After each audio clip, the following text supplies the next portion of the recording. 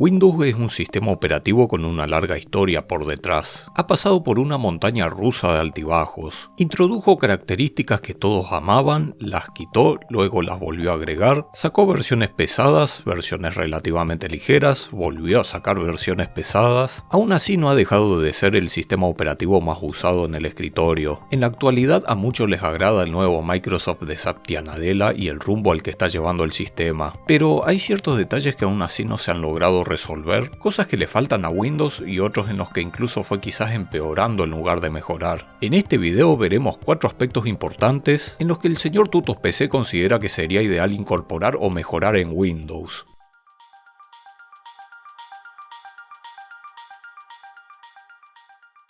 Este video está patrocinado por GBG Mall. En GBG Mall podemos adquirir licencias originales para Windows a precios muy económicos. También encontraremos licencias para Office, distintos programas e incluso videojuegos. De hecho, voy a aprovechar para comprar una licencia de Windows 10 que estoy necesitando. Si aplicamos el código de descuento TU25, obtendremos un 25% de descuento adicional. Y un detalle no menor es que esta licencia sirve incluso si queremos actualizar luego a Windows 11. Pero, ¿cuál es el truco? ¿Por qué son tan baratas estas licencias? Bueno, esto es porque se tratan de licencias OEM. Este tipo de licencias son utilizadas por los fabricantes al vender equipos con Windows ya preinstalado. Su limitación es que se ligan a la placa base de la computadora, pero considerando su precio es un detalle insignificante, sobre todo si no van a cambiar su equipo o la placa por mucho tiempo. Estas licencias son completamente legales y son una excelente opción para tener nuestro Windows activado con todas las actualizaciones que lanza Microsoft. En la descripción y un comentario fijo les dejaré los enlaces y el código de descuento. Muchas gracias a GBG Mall por patrocinar el espacio.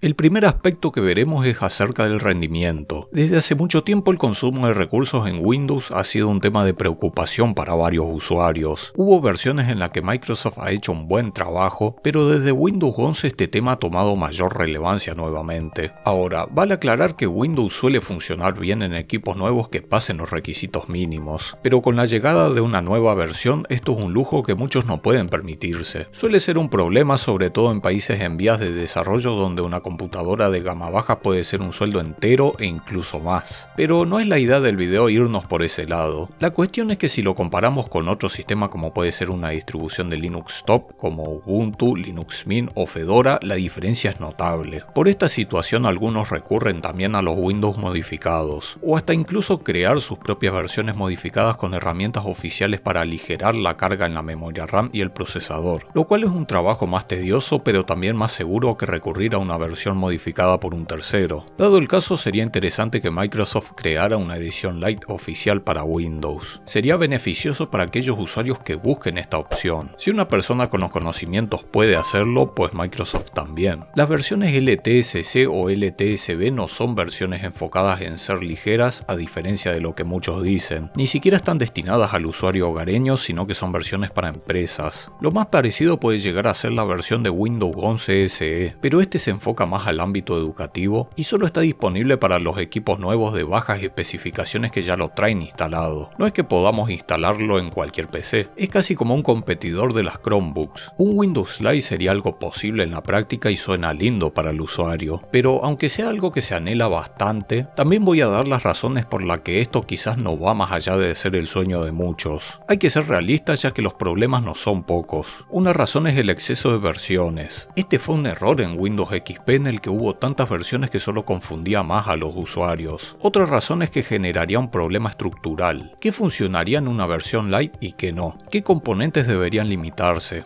¿A qué público debe ir dirigido exactamente? ¿Serviría también para el público gamer? ¿Podría suceder que muchos fabricantes o técnicos se abusen de esta versión Lite e intenten incorporarlo en la mayoría de los equipos para abaratar costos de licencias y componentes, ofreciendo computadoras con un precio más atractivo? Luego los usuarios que no entienden mucho del asunto se encontrarían con limitaciones y solo dejarían una mala imagen a Microsoft. Y ni hablar que tampoco sería un gran negocio. Una versión Lite por el contrario puede significar la pérdida de ventas de equipos más modernos y potentes. De hecho, en el pasado Microsoft lo intentó con una versión reducida de Windows 7, la Starter Edition, pero fue considerada la peor de todas y nadie la quería. Quizás el problema fue que las limitaciones eran demasiado vistosas, o al menos más que la importancia que le dieron los usuarios en la reducción del consumo consumo de recursos. En fin, no es imposible, pero hay varias cuestiones que dificultan mucho traer una versión light.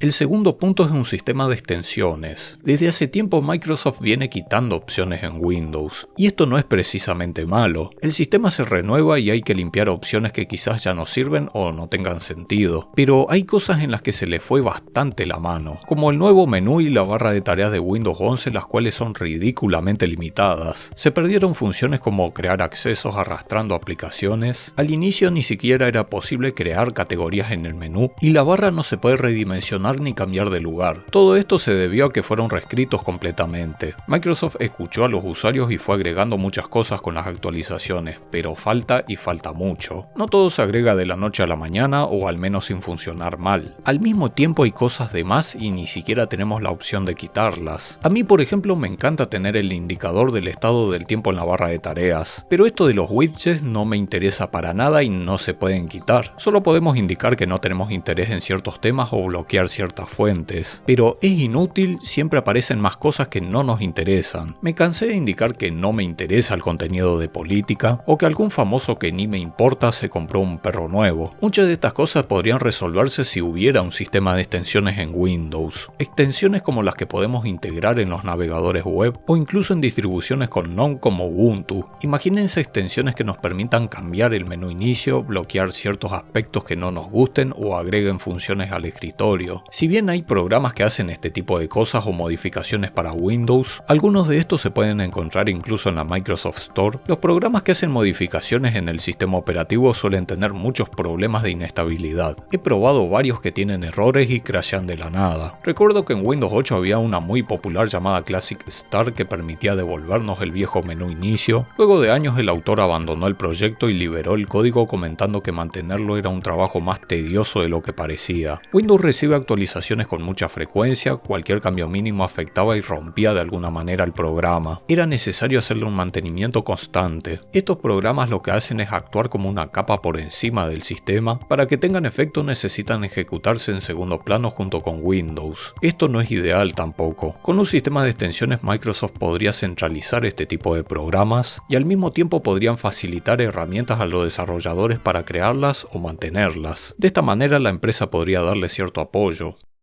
Ahora entramos en el apartado de lo que Microsoft debería quitar o al menos mejorar. ¿Se acuerdan de los viejos protectores de pantalla? ¡Qué épocas! Son tan viejos que hasta la ventana en donde estaban no tenía la imagen de un monitor moderno, sino un monitor CRT. Bueno, pues te tengo una noticia. Esta imagen que estás viendo no es de Windows 98 ni XP, es de Windows 11. Hasta casi parece un huevo de Pascua de Microsoft si no fuera porque encontrarlo es demasiado fácil con el buscador. Desde añares Windows viene arrastrando herramientas muy antiguas. Se estima que esto es por retrocompatibilidad, aspecto el cual Microsoft siempre puso mucho cuidado, aunque también es verdad que Microsoft crea su versión de Windows usando como base la versión anterior, y hay ciertas herramientas que están tan ligadas a varias áreas que quizás es muy difícil quitarlas sin romper el sistema operativo por otra parte. Muchas de estas herramientas antiguas generan ciertas inconsistencias, algo que comenzó a notarse en gran medida a partir de Windows 8. El ejemplo más conocido es el viejo panel de control. No obstante, se ha pulido bastante esa dependencia. Muchas opciones ya se pueden hacer desde el nuevo apartado de configuraciones y se ha ocultado mejor que antes, pero el panel sigue estando ahí. Hay muchas cosas que no cambiaron para nada con los años. El editor de registros, el administrador de dispositivos, la gestión de energía, no combinan con el nuevo estilo de Windows, tienen una interfaz anticuada y no son compatibles con el tema oscuro, motivo por el cual no me termina de agradar el tema oscuro. Cuando te acostumbras a él es chocante encontrarte con algo claro de golpe. Hay herramientas a las que le hace falta una renovación importante como el particionador. Esta herramienta de Windows es útil y funciona hasta cierto punto, pero resulta limitado para los tiempos que corren. Muchos me han comentado que solo les deja particionar hasta cierto punto del espacio libre. Esto en la mayoría de los casos es porque en el medio hay archivos del sistema que no pueden moverse mientras ejecutas Windows e impiden usar esa parte del espacio. Solo se pueden mover antes de iniciar el sistema. Hay desde hace mucho tiempo particionadores de terceros que tienen esta capacidad de remover los archivos y modificar la partición antes de iniciar en estos casos. A estas alturas sigue siendo necesario depender de otro. Por otro lado, Internet Explorer ni siquiera fue quitado como prometieron. Aún sigue siendo accesible si hacemos una serie de pasos fijos. Esto nos da que pensar, quizás hay muchas cosas que nunca podrán quitarlas del todo, sino ocultarlas lo mejor posible. Quién sabe cuántas cosas antiguas siguen ahí en el fondo del código de Windows, pero que solo son inaccesibles. A medida que pasa el tiempo, eso podría convertirse en gigas y gigas ocupados sin sentido. Es un aspecto que Windows debería mejorar definitivamente, pero en la práctica parece ser muy complicado de lograr.